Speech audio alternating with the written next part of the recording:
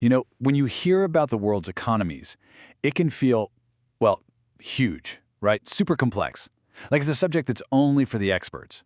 But what if we could just peel back all those layers? What if we could take an entire university course on macroeconomics and boil it down to the most important, the most fascinating questions?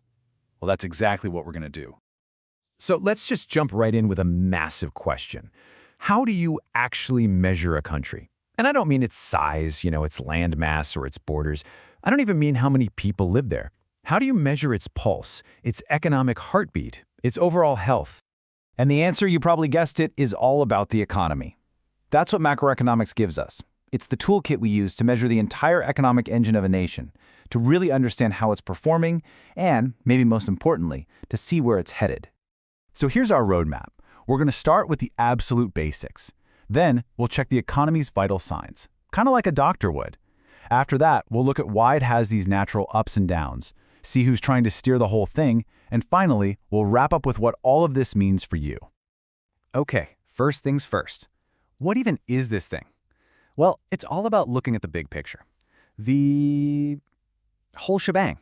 We're zooming out to see the entire economic landscape of a country all at once. Now, the official definition says it's the study of economic behavior at the aggregate level. Aggregate is just a fancy word for total. Instead of looking at one person's decisions or one company, we're looking at the combined activity of everybody. This is what lets us measure these huge ideas like a whole country's total income. And just like a doctor checks your pulse or your blood pressure to see how you're doing, economists have these key metrics to check the health of an economy. You can think of them as its vital signs. And there are three big ones you hear about all the time. First, you've got GDP, gross domestic product. That's basically the scoreboard for everything a country makes and sells. If GDP is going up, the economy is growing. Then there's the unemployment rate. This tells us how many people want a job but can't find one, which is obviously a huge deal. And finally, inflation. That's the rate at which your money is losing value, how fast prices are going up. These three numbers together, they give us a pretty clear snapshot of an economy's health at any given moment. Okay, so once we know how to measure the economy, we can start asking the really juicy questions. Like, why do some economies just take off like a rocket, while others seem to get stuck? And what in the world causes those recessions and booms we're always hearing about? This gets us to a core idea, the business cycle. It's this natural rhythm of ups and downs that every economy has. Seriously, think of it like seasons. You have periods of expansion, the economic summers, when things are great and jobs are easy to find. And then you have recessions, the winters, when things slow down.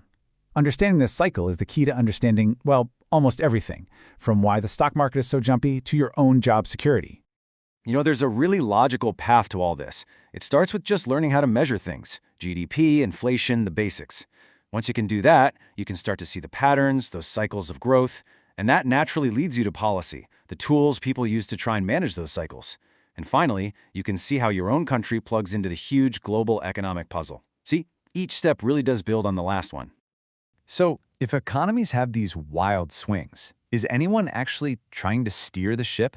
The answer is yes. Economies aren't just left on autopilot. There are some really important players at the helm, trying to guide us away from the storms. Things like crazy high unemployment or out-of-control inflation. And they have two main levers they can pull. First up is monetary policy. This is run by the central bank, and it's all about money supply and interest rates. When they lower interest rates, it gets cheaper to borrow money, which encourages everyone to spend and, goose the economy a bit. The other lever is fiscal policy. That's the government's job. This is all about government spending and taxes. Think about it. A tax cut means you have more money in your pocket to spend. These two tools are constantly being adjusted to try and keep the economic ship sailing smoothly. So why should you care about all these concepts? Well, because when you understand them, you get this incredibly powerful toolkit that helps you make sense of pretty much everything that's going on in the world. And as you'd expect in a course like this, your understanding is typically measured through things like assignments and exams. It's all designed to make sure you're connecting the dots and seeing how all these different pieces fit together.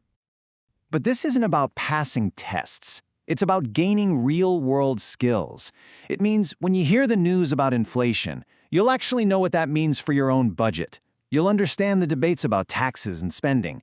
You'll see how global trade affects the stuff you buy every day. Honestly, it's kind of like gaining a superpower.